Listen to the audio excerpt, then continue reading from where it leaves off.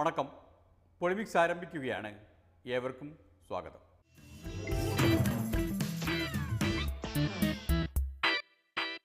ഈ പിണറായി വിജയൻ്റെയും CPMകാരുടെയും സമയം വല്ലാത്തൊരു സമയം തന്നെയാണ്. അവരൊരു മന്ത്രിസഭ ഉണ്ടാക്കിയപ്പോൾ കോൺഗ്രസ്സുകാർക്ക് ഒരു ദിവസം പോലും അഭിനന്ദിക്കാതിരിക്കാൻ വയ്യ എന്നായി. അതിനുവേണ്ടി മാത്രമായി മഹിളാ കോൺഗ്രസിൻ്റെ സംസ്ഥാന കമ്മിറ്റി ഒരു യോഗം ചേർന്നു. പിണറായി മന്ത്രിസഭയെ അഭിനന്ദിക്കാൻ മാത്രം.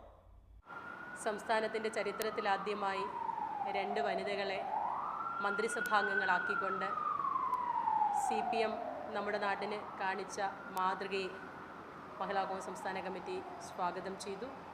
എന്നുവെച്ച് ഷാഹിദ കമാൽ പോയതുപോലെ മഹിളാ കോൺഗ്രസ് ഉടലോടെ CPMൽ പോകും എന്നൊന്നും കരുതിയേക്കരുത്.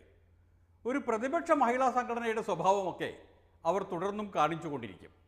തൊട്ടടുത്ത ദിവസം തന്നെ സംസ്ഥാന മഹിളാ കോൺഗ്രസ് കമ്മിറ്റിയുടെ അവകാശ പത്രിക, വനിതകളുടെ അവകാശം സംബന്ധിച്ച അവകാശ പത്രിക സംസ്ഥാന മുഖ്യമന്ത്രി ശ്രീ പിണറായി വിജയനെ കണ്ട് സമർപ്പിക്കുന്നതാണ്. അവകാശ പത്രികയുടെ കാര്യം ബിന്ദു കൃഷ്ണ പറഞ്ഞു വന്നപ്പോഴാണ് പൊളിമിക്സിന് പഴയൊരു അവകാശ പത്രികയുടെ കാര്യം ഓർമ്മ വന്നത്. ഈ ബിന്ദു കൃഷ്ണ മഹിളാ കോൺഗ്രസിൻ്റെ സംസ്ഥാന പ്രസിഡന്റായി വന്ന ശേഷം ഒരു അവകാശ പത്രിക, മഹിളകളുടെ അവകാശ പത്രിക തന്നെ തയ്യാറാക്കി സമർപ്പിച്ചിരുന്നു. ആർക്ക് എന്നല്ലേ? കോൺഗ്രസിൻ്റെ നേതൃത്വത്തിന്. നിലവിലുള്ള രാഷ്ട്രീയ സാഹചര്യത്തിൽ കോൺഗ്രസ് മത്സരിക്കുന്ന സീറ്റുകളിൽ 25% വനിതകൾക്കായി നീക്കിവെക്കണമെന്ന ഏറ്റവും പ്രധാനപ്പെട്ട ആവശ്യമാണ് സംസ്ഥാന കോൺഗ്രസ് നേതൃത്വത്തോടും അതുപോലെ തന്നെ അഖിലേന്ത്യാ കോൺഗ്രസ് നേതൃത്വത്തോടും സംസ്ഥാനത്തെ മഹിളാ കോൺഗ്രസ് ആവശ്യപ്പെടുന്നു. അതോടൊപ്പം തന്നെ ഒരു ജില്ലയിൽ ഒരു വനിത എന്ന നിലയിലെങ്കിലും സ്ത്രീകളെ പരിഗണിക്കണം. ഏറ്റവും കുറഞ്ഞത് 2-3 ആകുന്നതിൽ ഒരു കുഴപ്പമില്ല, കുറവില്ല. പക്ഷേ ഏറ്റവും കുറഞ്ഞത് ഒരാളെയെങ്കിലും പരിഗണിച്ച് 14 ജില്ലകളിലും വനിതാ പ്രാതിനിധ്യം ഉറപ്പുവരുത്തുവാൻ UDF തയ്യാറാകണമെന്ന് ഞങ്ങൾ ആവശ്യപ്പെടുന്നു. എന്തായിട്ടെന്താ, സീറ്റ് വിഭജനവും തെരഞ്ഞെടുപ്പുമെല്ലാം കഴിഞ്ഞപ്പോൾ ബിന്ദു കൃഷ്ണക്കും മഹിളാ കോൺഗ്രസ്സുകാർക്കും ഒരു പരിഭവ സമ്മേളനം തന്നെ ചേരേണ്ടി വന്നു. അർഹമായ പ്രാതിനിധ്യം തെരഞ്ഞെടുപ്പിൽ കിട്ടിയില്ല എന്ന ഒരു പൊതു ആക്ഷേപം നമുക്ക് എല്ലാവർക്കും ഉണ്ട്. വ്യക്തിപരമായി എന്നെ സംബന്ധിച്ചാണെങ്കിൽ പോലും ഞാൻ ഒരിക്കലും ഈ തെരഞ്ഞെടുപ്പ് മത്സരിക്കാൻ, ഞാൻ മുമ്പ് നമ്മുടെ കമ്മിറ്റിയിലും പറഞ്ഞത്, മത്സരിക്കാൻ താല്പര്യമില്ല എന്ന്. കാരണം എനിക്കറിയാം, എനിക്ക് സീറ്റ് തരികയാണെങ്കിൽ ഏതായിരിക്കും കിട്ടാൻ പോകുന്നത്. മിനിമം തെരഞ്ഞെടുപ്പിൻ്റെ റിസൾട്ട് അറിയാനുള്ള അവകാശമെങ്കിലും ഉണ്ടാകണം. തെരഞ്ഞെടുപ്പിന് മുമ്പേ റിസൾട്ട് പറയുന്ന അത്രയും സാഹചര്യം. അതുകൊണ്ട് ഒരിക്കലും വ്യക്തിപരമായ കാര്യങ്ങൾ പറഞ്ഞിട്ടില്ല. പക്ഷേ സംസ്ഥാന മഹിളാ കോൺഗ്രസ് കമ്മിറ്റിയുടെ പ്രസിഡൻ്റായ അന്ന് തൊട്ട് ഞാനും നമ്മളെല്ലാവരും ഒറ്റക്കെട്ടായി പറയുന്ന ഒരു കാര്യമുണ്ട്. ആ കാര്യങ്ങളുമായി ബന്ധപ്പെട്ട് കോൺഗ്രസ് പാർട്ടി നമ്മുടെയൊക്കെ പ്രതീക്ഷകൾക്കനുസരിച്ചുള്ള തീരുമാനങ്ങളല്ല എടുത്തതെന്നുള്ള ശക്തമായ അഭിപ്രായം നമുക്കെല്ലാവർക്കും ഉണ്ടെങ്കിലും ഒരു തെരഞ്ഞെടുപ്പിൻ്റെ മധ്യത്തിൽ നിൽക്കുമ്പോൾ പാർട്ടിക്കെതിരായിട്ട് അത്തരം ആരോപണങ്ങൾ ഉന്നയിക്കുന്നത് ഉചിതമല്ല. തെരഞ്ഞെടുപ്പ് പ്രവർത്തനങ്ങൾ സജീവമാവുക എന്നുള്ളതാണ് നമ്മുടെ ഉത്തരവാദിത്വം. നമ്മളത് നിറവേറ്റി. പക്ഷേ അത് കഴിഞ്ഞ് KPCC എക്സിക്യൂട്ടീവിൽ നമ്മൾ വളരെ വ്യക്തമായി നമ്മുടെ പൊതുവികാരം പറഞ്ഞിട്ടുണ്ട്. അതുകൊണ്ട് തന്നെ അത്തരം വികാരങ്ങൾ നിങ്ങളുടെ എല്ലാവരുടെയും, നമ്മുടേതും, ഞാനടക്കമുള്ള നമ്മുടെ എല്ലാവരുടെയും പൊതുവികാരങ്ങൾ പറഞ്ഞിട്ടുണ്ട്. ഇന്ന് കേരള രാഷ്ട്രീയത്തിൽ CPMനെ അവരുടെ നയത്തിലും ആശയത്തിലും നമ്മൾ എതിർക്കുന്നുണ്ട്. ഗവൺമെൻറ് തെറ്റായ നയങ്ങളിൽ എതിർക്കുന്നുണ്ട്. പക്ഷേ 2 വനിതകളെ സംസ്ഥാനത്ത് മന്ത്രിമാരാക്കിയതിനെ അങ്ങേയറ്റം അഭിനന്ദിക്കുകയാണ് മഹിളാ കോൺഗ്രസ്. നമുക്ക് ആർക്കും അഭിപ്രായ വ്യത്യാസമില്ല. 17 വനിതകൾക്ക് ആ മുന്നണി സീറ്റ് കൊടുത്തു. അത്തരം കാര്യങ്ങളിലെല്ലാം രാഷ്ട്രീയത്തിന് അതീതമായി അവരെ നമ്മൾ അഭിനന്ദിക്കുന്നു. പക്ഷേ കോൺഗ്രസ് പാർലമെൻ്ററി പാർട്ടി എന്ന് പറയുന്നത് വനിതാമുക്ത പാർലമെൻ്ററി പാർട്ടി ആയതിലുള്ള വിഷമവും പ്രതിഷേധവും നമുക്കുണ്ട്. അത് KPCC എക്സിക്യൂട്ടീവ് വളരെ കൃത്യമായി പറയുകയുണ്ടായി. പാർലമെൻറ്റിലും അത് തന്നെയാണ്. സംവരണമില്ലെങ്കിൽ സ്ത്രീ ഇല്ല എന്ന നിലയിലേക്ക് മാറിപ്പോകുന്നില്ലേ എന്ന് സംശയിച്ചു പോകും, അല്ലേ? സംവരണമുള്ളിടത്തെല്ലാം സ്ത്രീകളുണ്ട്. സംവരണമില്ലാത്തടത്ത് പേരിന് മാത്രമായി പോകുന്നുണ്ട്. അത് മാറണം, മാറ്റണം. മാറ്റുവിൻ ചട്ടങ്ങളെ സ്വയമല്ലെങ്കിൽ മാറ്റുമതികളി നിങ്ങളെത്താൻ. പല്ലനയാറ്റിൻ തീരത്ത് പത്മപരാഗ കുടീരത്തിൽ വിളക്ക് വെക്കും യുവകന്യകയുടെ വിപ്ലവഗാനം കേട്ടപ്പോൾ KPCCയുടെ ആചാര്യൻ ഉണർന്നെഴുന്നേറ്റ് വന്നു. ബിന്ദു വളരെ നല്ലൊരു വാക്കാണ് പ്രയോഗിച്ചത്. പരിഭവം എന്നേ പറഞ്ഞിട്ടുള്ളൂ. ശരിക്കും പറഞ്ഞാൽ അതിനേക്കാളും കൂടുതൽ കടുത്ത വാക്ക് ഒഴിവാക്കിയതാണ്. ഇനി അതെ, ഇനി ഏതായാലും അത് കഴിഞ്ഞു. ആ തരത്തിലുള്ളൊരു സാഹചര്യം നമുക്കറിയാം. പലതരത്തിലുള്ള കമ്പൽഷൻസാണ് ഇങ്ങനൊരു അവസ്ഥയിലേക്ക് എത്തിയിട്ടുള്ളത്. അങ്ങനെ സംഭവിക്കാൻ പാടില്ലാത്തതാണ്. ഏതായാലും ഇനി അതേക്കുറിച്ച് നമ്മൾ പരിഭവിച്ചിട്ട് പ്രയോജനമില്ല. മറിച്ച് ഇന്നത്തെ സാഹചര്യം വിലയിരുത്തിക്കൊണ്ട് മഹിളാ കോൺഗ്രസിനെ കൂടുതൽ ശക്തമായി മുന്നോട്ട് കൊണ്ടുപോകുക എന്നുള്ളതാണ് മഹിളാ കോൺഗ്രസിൻ്റെ ഏറ്റവും പ്രധാനപ്പെട്ട ദൗത്യം. മഹിളാ കോൺഗ്രസിനെ മാത്രമല്ല എല്ലാ കോൺഗ്രസിനെയും ശക്തമാക്കി കൊണ്ടുവരാൻ പരിപാടിയുണ്ട് എന്നാണ് KPCCയുടെ പ്രസിഡന്റായി ഇപ്പോഴും ഇരിക്കുന്ന VM സുധീരൻ പറയുന്നത്. യൂത്ത് കോൺഗ്രസിൻ്റെ നേതാക്കളുമായി വരുന്ന 23-ന് ശ്രീ ഉമ്മൻചാണ്ടിയും രമേശും ഞാനും സംസാരിക്കുന്നുണ്ട്. KSU പ്രസിഡന്റിനെ കിട്ടിയിട്ടില്ല. അദ്ദേഹവുമായി ഫോണിൽ സംസാരിച്ച് അന്ന് തന്നെ അവരുമായി സംസാരിക്കാനാണ് ഉദ്ദേശിക്കുന്നത്. നിങ്ങൾക്കും മറ്റു നേതാക്കൾക്കും സൗകര്യപ്രദമായ മറ്റൊരു തീയതി നിശ്ചയിച്ചുകൊണ്ട് മഹിളാ കോൺഗ്രസിൻ്റെ വിപുലമായ സംസ്ഥാന കമ്മിറ്റി യോഗത്തിൽ ഞങ്ങളെല്ലാവരും പങ്കെടുത്തുകൊണ്ട് ഒരു അർദ്ധ ദിവസം പൂർണ്ണമായി അതിൽ പങ്കെടുത്ത് നമുക്ക് എങ്ങനെ നമ്മുടെ അടിത്തറ വിപുലമാക്കണം എന്നതിനെക്കുറിച്ച് ചർച്ച നടത്തേണ്ടതായിട്ടുണ്ട്. ഒരു പോഷക സംഘടനയുടെ പോലും പുനരുജ്ജീവനത്തെക്കുറിച്ച് ആലോചിക്കാൻ ഒരു പൂർണ്ണ ദിവസം മാറ്റിവെക്കാനില്ലാത്ത ഈ നേതാക്കൾ കേരളത്തിലെ കോൺഗ്രസിനെ ശക്തമാക്കി വരുമ്പോഴേക്ക് CPM തുടർഭരണം നേടിക്കഴിഞ്ഞിരിക്കും എന്ന കാര്യം കോൺഗ്രസ്സുകാരെ ഓർമ്മിപ്പിച്ചുകൊണ്ട് പൊളിമിക്സ് ഒരു ഇടവേളയിലേക്ക് കടക്കുകയാണ്. അതു കഴിഞ്ഞാൽ ഒരു വിപ്ലവം കാണാനുണ്ട്.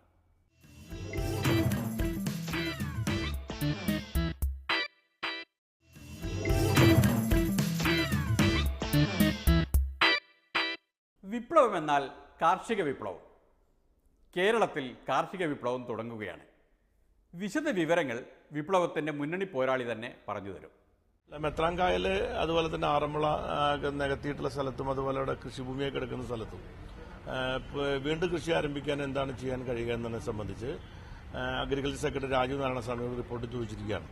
റിപ്പോർട്ട് ഈ ആഴ്ച തന്നെ തരണമെന്ന് ആവശ്യപ്പെട്ടിട്ടുണ്ട്.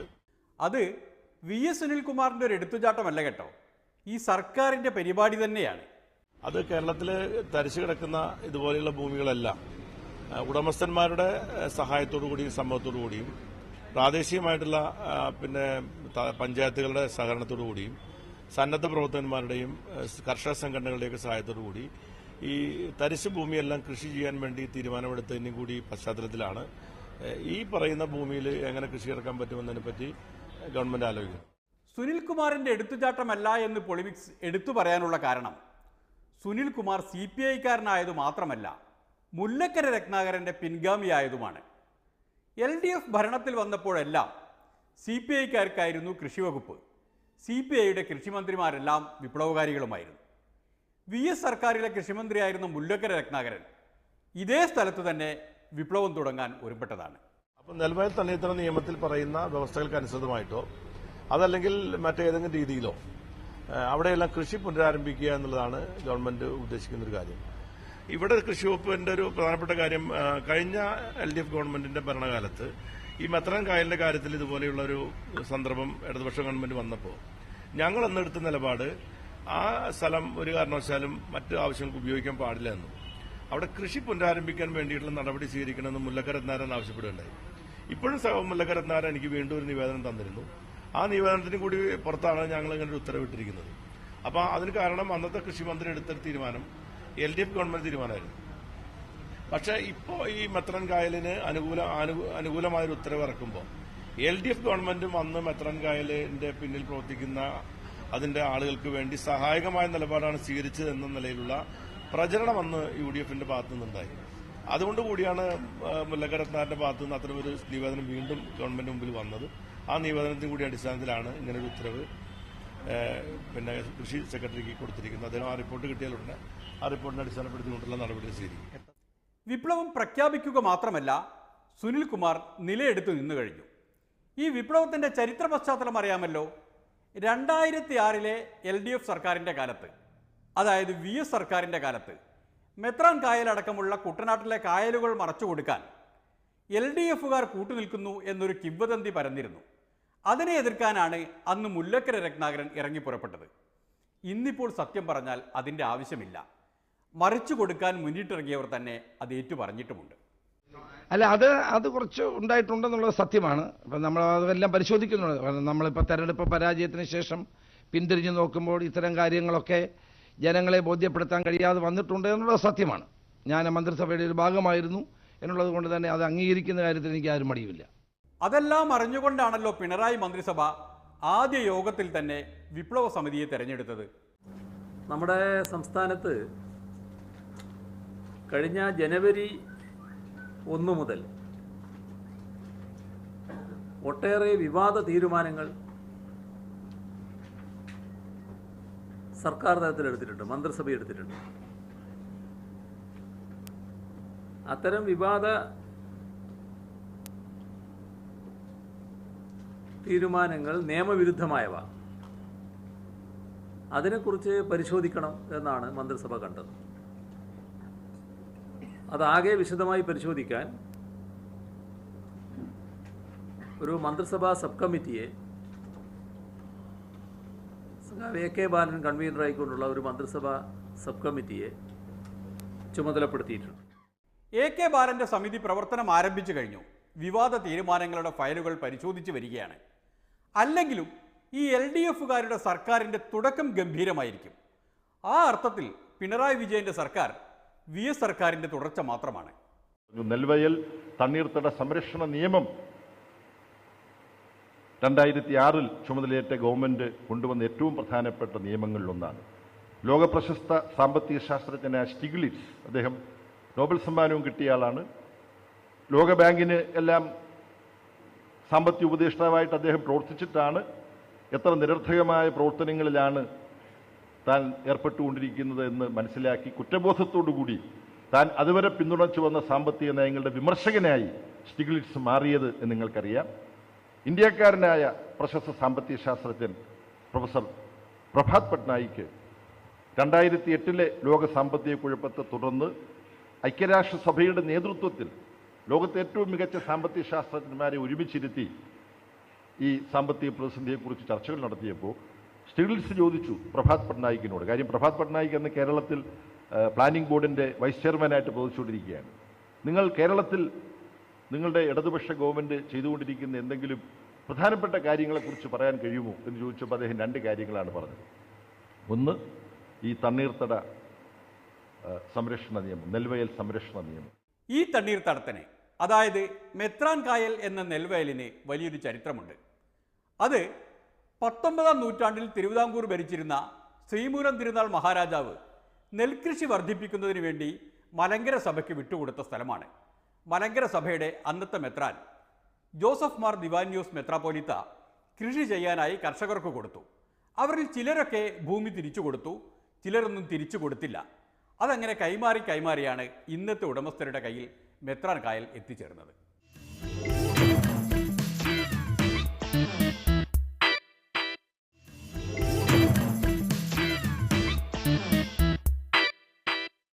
ഇനി ഒരു ജുഗൽബന്ദിയാണ്. ഭരണം നഷ്ടപ്പെട്ടവരുടെ ജാള്യതയും കിട്ടിയവരുടെ കരുതലും ചേർന്നൊരു മുഖാമുഖം. ഐക്യജനാധിപത്യ മുന്നണിയുടെ നിലനിൽപ്പ് അത് അപകടത്തിലായിരിക്കുക. ഇന്നത്തെ രൂപത്തിൽ UDF തുടരാൻ പോകുന്നില്ല എന്നതിൻ്റെ സൂചനയാണ് ഈ ജനവിധി വ്യക്തമാക്കുന്നത്. അത് തീരുമാനിക്കേണ്ടത് ഏതായാലും കോടിയേരി ബാലകൃഷ്ണനല്ലോ, ജനങ്ങളാണ്. ജനാധിപത്യത്തിൽ രാഷ്ട്രീയ പാർട്ടികൾ തെരഞ്ഞെടുപ്പിൽ പരാജയപ്പെടുകയും പ്രതിപക്ഷത്തിരിക്കുകയും ചെയ്യുന്നതൊന്നും പുതിയ കാര്യമല്ല. മലപ്പുറം ജില്ലയിൽ LDFന് ഇത്തവണ 42% വോട്ട് മലപ്പുറം ജില്ലയിൽ നേടാൻ സാധിച്ചു എന്നത് മുസ്ലിം ലീഗിൻ്റെ അടിത്തറ ഇളകിക്കൊണ്ടിരിക്കുന്നതിൻ്റെ തെളിവാണ്. ഇതിനു മുമ്പ് നടന്ന എല്ലാ തെരഞ്ഞെടുപ്പുകളിലും UDFന് 50%-ൽ കൂടുതൽ വോട്ട് കിട്ടുന്ന ജില്ലയാണ് മലപ്പുറം ജില്ല. ഇത്തവണ ആദ്യമായി UDFന് മലപ്പുറം ജില്ലയിൽ 50% വോട്ട് ഇല്ലാതായി. ഇത് മുസ്ലിം ബഹുജനങ്ങൾ നല്ലൊരു ശതമാനം ഇടതുപക്ഷത്തിലേക്ക് മാറുന്നു എന്നതിൻ്റെ തെളിവാണ്. 25 സീറ്റിൽ മത്സരിച്ച മുസ്ലിം ലീഗ് 18 സീറ്റിൽ ജയിച്ചു. മലപ്പുറത്ത് സ്വതന്ത്രന്മാരെയും പണച്ചാക്കുകളെയും ഒക്കെ നിർത്തി മത്സരിച്ചിട്ടും അവർക്ക് ജയിക്കാൻ കഴിഞ്ഞു. അപ്പം ലീഗിൻ്റെ ജനകീയ അടിത്തറ തകർന്നെന്നും എന്നുള്ള പ്രചരണം അടിസ്ഥാനരഹിതമായ ഒന്നാണ്. RSP, ജനതാദൾ യുണൈറ്റഡ് ഇവർ ഇടതുപക്ഷ മുന്നണി വിട്ട് UDF ചേർന്ന കക്ഷികളായിരുന്നു. അവർക്ക് UDFന്റെ കൂടെ കൂടിയപ്പോൾ നിയമസഭയിലുള്ള പ്രാതിനിധ്യം പോലും നഷ്ടപ്പെട്ടു. RSPക്കും ജനതാദളിനും ഈ തെരഞ്ഞെടുപ്പിൽ സീറ്റുകൾ ലഭിച്ചില്ല എന്നുള്ള സത്യമാണ്. പക്ഷേ അവരുടെ ജനകീയ പിന്തുണയെ അല്ലെങ്കിൽ ജനകീയ അടിത്തറയെ നിസാരവൽക്കരിക്കാൻ കഴിയില്ല. അവർക്ക് കേരളത്തിലെ ജനങ്ങളിൽ നല്ല സ്വാധീനമുള്ള രാഷ്ട്രീയ പാർട്ടികളാണ്. UDFനേക്കാൾ LDFന് ഇത്തവണ 9 ലക്ഷത്തിലധികം വോട്ട് UDFനേക്കാൾ കൂടുതൽ LDFന് ലഭിച്ചു. മുൻകാലങ്ങളിൽ LDFും UDFും തമ്മിലുള്ള വ്യത്യാസം 1 ലക്ഷം, 1.5 ലക്ഷം, 3 ലക്ഷം വരെ ഉള്ള വ്യത്യാസങ്ങളാണ് LDFും UDFും തമ്മിൽ കേരളത്തിലുണ്ടായത്. അതിന് വ്യത്യസ്തമായി LDF 9 ലക്ഷത്തിൽ പരം വോട്ട് UDFനേക്കാൾ നേടിയെന്നത് ഇടതുപക്ഷം നേടിയിട്ടുള്ള ഒരു വിജയമായിട്ടാണ് സംസ്ഥാന കമ്മിറ്റി വിലയിരുത്തുന്നത്. LDFന് അധികമായി 9 ലക്ഷം വോട്ട് കിട്ടിയെന്നാണ് കോടിയേരി ബാലകൃഷ്ണൻ പറയുന്നത്. 30 ലക്ഷം വോട്ട് കൂടിയപ്പോഴാണ് 9 ലക്ഷം വോട്ട് കൂടിയത്. കഴിഞ്ഞ തവണ അവർക്ക് 68 സീറ്റ് ലഭിച്ചപ്പോഴുണ്ടായിരുന്ന വോട്ട് വിഹിതം ഇത്തവണ അവർക്ക് ലഭിച്ചില്ല. കഴിഞ്ഞ നിയമസഭയിൽ 68 സീറ്റ് അവർക്കുണ്ടായിരുന്നു. അതിന് അന്ന് കിട്ടിയ വോട്ട് വിഹിതം ഇത്തവണ LDFന് ലഭിച്ചിട്ടില്ല. ഏതായാലും UDFന് 10 വർഷം വരെ ഒരു തെരഞ്ഞെടുപ്പ് വിജയത്തിന് വേണ്ടി ഇനിയും LDF കാത്തിരുന്ന പോലെ കാത്തിരിക്കേണ്ടി വരില്ല. 2019 പാർലമെന്റ് തെരഞ്ഞെടുപ്പിൽ കൂടുതൽ തിളക്കത്തോടുകൂടി UDF തിരിച്ചു വരും. അതിനുള്ള പ്രവർത്തനങ്ങളിലാണ് ഞങ്ങളിപ്പോൾ ഏർപ്പെട്ടിരിക്കുന്നത്. ഈ ഇലക്ഷന്റെ പ്രവർത്തനങ്ങൾ ആകെ വിലയിരുത്തിക്കൊണ്ട് പാർട്ടി സംസ്ഥാന കമ്മിറ്റി ചെന്നെത്തിയിട്ടുള്ള ഒരു പ്രധാനപ്പെട്ട കാര്യം, ഇന്ന് കേരളത്തിൽ CPMന്റെ നേതൃത്വത്തിലൊരു ഗവൺമെൻറ് അധികാരത്തിൽ വന്നു. ഈ ഗവൺമെൻറ് അധികാരത്തിൽ വന്നത് 5 വർഷക്കാലം ഇടതുപക്ഷം നടത്തിയിട്ടുള്ള പോരാട്ടത്തിൻ്റെ ഫലമായിട്ടാണ്. 4 ലക്ഷത്തിൽ പരം പ്രവർത്തകന്മാർക്ക് എതിരായിട്ട് കേസ് UDF ഗവൺമെൻറ് ഉണ്ടാക്കി. പാർട്ടിയുടെ സമുന്നതരായ നേതാക്കന്മാരെ ജയിലിലടച്ചു. 10,000-കണക്കിന് പ്രവർത്തകന്മാർ ജയിലിൽ കിടക്കേണ്ടി വന്നു. വിവിധ സമരങ്ങൾ സംഘടിപ്പിച്ചപ്പോൾ ആ സമരങ്ങളെല്ലാം പരാജയമായിരുന്നു എന്ന് പ്രചരിപ്പിച്ച് ഇടതുപക്ഷത്തെ മാനസികമായി തളർത്താൻ ശ്രമിച്ചു. എന്നാൽ ആ സമരങ്ങളുടെയൊക്കെ ആകെത്തുകയാണ് ഈ തെരഞ്ഞെടുപ്പിൽ ഇടതുപക്ഷം നേടിയിട്ടുള്ള വിജയം. CPMനെ ഏറ്റവും കൂടുതൽ കാലം നയിച്ച ശ്രീ പിണറായി വിജയനാണ് മുഖ്യമന്ത്രിയായി അധികാരമേറ്റിട്ടുള്ളത്. അപ്പോൾ അദ്ദേഹം മുഖ്യമന്ത്രിയായതോടുകൂടി പാർട്ടി ഒരു മുൻകൂർ ജാമ്യം എടുത്തിരിക്കുകയാണ്. ഇന്ന് അധികാരം സ്ഥാനത്താണ് ഇടതുപക്ഷ മുന്നണി എന്നതുകൊണ്ട്, അതിലൊരു പ്രധാനപ്പെട്ട പാർട്ടിയാണ് CPM എന്നതുകൊണ്ടും വന്നു ചേരാനിടയുള്ള ചില പ്രശ്നങ്ങളിൽ ചില കരുതലുണ്ടാവണം. ഇന്നിപ്പോൾ പാർട്ടി ലോക്കൽ കമ്മിറ്റി ഓഫീസ് മുതൽ AKG സെൻറ്റർ വരെ വിവിധ ആവശ്യങ്ങളുമായി വരുന്നവരുടെ എണ്ണം വർദ്ധിച്ചു വരികയാണ്. ഇത് ജനങ്ങളുടെ പ്രതീക്ഷ കൊണ്ടാണ് ഓരോ പ്രശ്നങ്ങളിൽ പാർട്ടിയെ സമീപിക്കുന്നത്. എന്നാൽ പാർട്ടി ഒരു അധികാര കേന്ദ്രമായി മാറാൻ പാടില്ല.